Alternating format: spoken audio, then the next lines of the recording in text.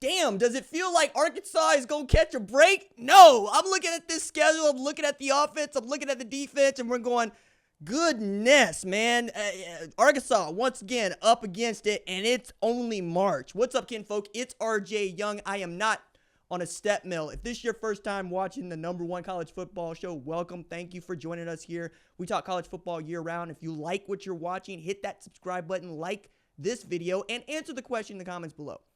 Do you think Arkansas can win 10 games in 2025? Because I think that would be a tremendous win for Sam Pittman's Razorbacks this season. And you know what's really upsetting about this particular program and during the Sam Pittman era is I've always felt like this is a good football team that is running up against some really great opponents that seem to find a way to get past them more often than not. It's why they end up 7-6 in 2024, even though they got a really great win against a college football playoff team in Tennessee with a backup quarterback bringing up the rear. But then there's reality of what it means to be Arkansas, right? Which is to say that you are caught in the middle of the SEC. You're not as good as the top. You're not as bad as the bottom. 7-6 tends to be about where you live, and you hate it. I understand. I really do. But there's just a lot to overcome here in 2025 particularly, right? We start with losing 25 scholarship players. Everybody usually loses players every year, but it feels like these always hit Arkansas just a little bit harder. Luke Haas being at the top of the list for me, right? Isaiah Sategna transferring to Oklahoma. Those are two playmakers on your offense that are just gone now. Though you still got Taylen Green, who I think is one of the most athletic players in all of college football. But you need to take better care of him. You would not be shocked to know as an Arkansas fan that they were really bad at protecting Taylen Green, who got sacked 32 times. Now, some of this, I think, is about just styles of play. Taylen Green is much more likely to run around back there and try to find something or make something happen because he can, and that can lead to more sacks. So perhaps not all of those sacks are on the offensive line, but many of them are, right?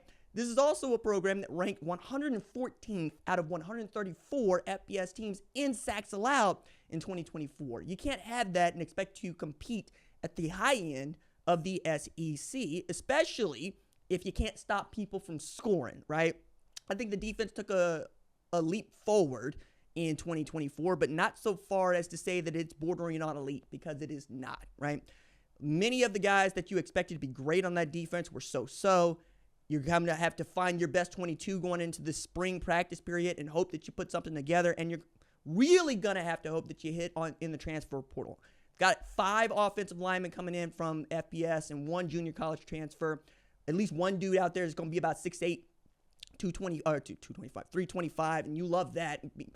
Sam Pittman being an offensive line coach, you want to be able to run the football. You want to be able to protect the quarterback. But let's assume you have a great offensive line. Let's assume you cut that sack total in half, right? From 32 to 16. It's going to be remarkable. That's more or less 1.1, 1.2 sacks per game. You could probably deal with that if you're Arkansas. Being able to run the football well was probably going to be indicative of that as well. Being able to throw the ball down the field, find some playmakers. Cam Shanks coming in from UAB. He's going to help you. This guy had 62 catches for 656 yards and was dynamic in punt return for the Blazers. I think having one of those guys on the outside that could take the top off is going to help, right? You know this. Giving someone an opportunity to replace the kind of production that you got from Sategna and from Luke Haas is going to go a long way with Haas going to Ole Miss. Then we got to talk about the schedule, right? And I'm looking at the schedule. I'm going, my goodness, dude. The way that Kirby Smart was upset about the schedule that Greg Sankey and the SEC office gave them in 2024, you might hear something similar from Arkansas, but a lot of this they did to them damn selves. Like, they've got road games that they just can't do anything about. Ole Miss, Tennessee, LSU, Texas, all on the road. So that is that's Lane Kiffin and probably Austin Simmons, who can sling it. That's Josh Heupel and Nico Iamaleava, who going to be out for revenge, and they can sling it. That's Garrett Nussmeier and LSU, because that's what they do. They sling it down the field, and they got better on their offense and defense. And that's Texas. They got Arch Manning, Ryan Wingo out on the outside, C.J. Baxter, Quintravion Wisner, and we think is going to be a pretty damn good offensive line and defense. That's on the road, right? Then you've got Notre Dame, who just, played in the national championship last year. Like, no big deal, right? Their only losses to Northern Illinois and Ohio State. And A&M, always a tough out for Arkansas, and A&M felt like a team they could beat last year. They couldn't quite get it done.